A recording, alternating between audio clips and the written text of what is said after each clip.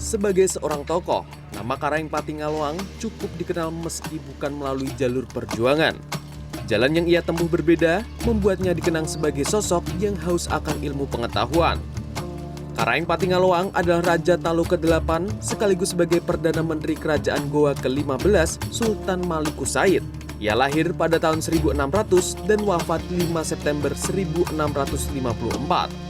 Semasa hidupnya, Patingaloang selain dikenal sebagai sosok yang haus akan ilmu pengetahuan, ia juga menguasai banyak bahasa asing seperti bahasa Denmark, Belanda, Portugis, Arab, Spanyol, dan Tionghoa. Bahkan dengan kefasihannya berbahasa Portugis, ia mampu menjalin hubungan perdagangan rempah dengan Portugis kala itu. Di mana Portugis membawa peradaban, memberikan pengetahuan. Nah, salah satu tokoh yang muncul pada saat itu adalah Raja Talo. Tantre Karaeng Patingaloang. Di Malgada Cinnya Desita Karaeng Patingaloang. Inilah orang yang paling gemar ilmu pengetahuan. Ya. Dia gemar dengan ilmu pengetahuan barat, ya. Dia kombinasi dengan ilmu pengetahuan yang ada di Jazirah Arab.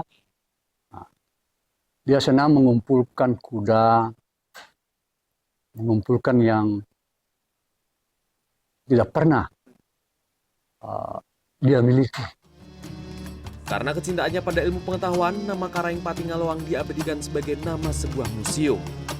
Sebagai seorang cendekiawan, nama Karaeng Patingaloang diabadikan menjadi nama sebuah museum dikarenakan buah pikirannya dan juga beberapa peninggalan dan keahliannya yang terkenal sebagai tokoh yang mencintai ilmu pengetahuan.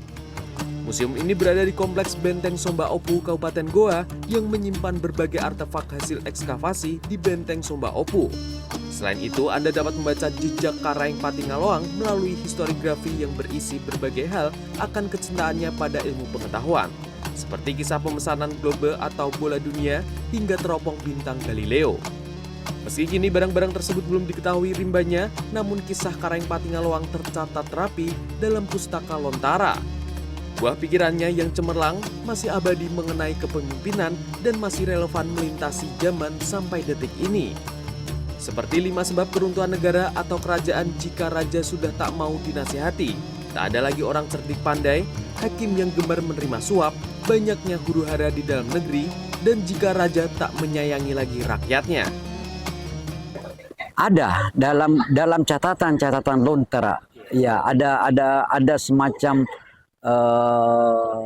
nasihat-nasihat, ya ada. Tapi kalau kita mungkin mau mencari tahu lagi, apakah memang ada globe yang tiba yang mereka pesan di masa lalu? Apakah ada teropong itu? Dalam beberapa catatan ada yang mengatakan bahwa globe itu tidak tiba.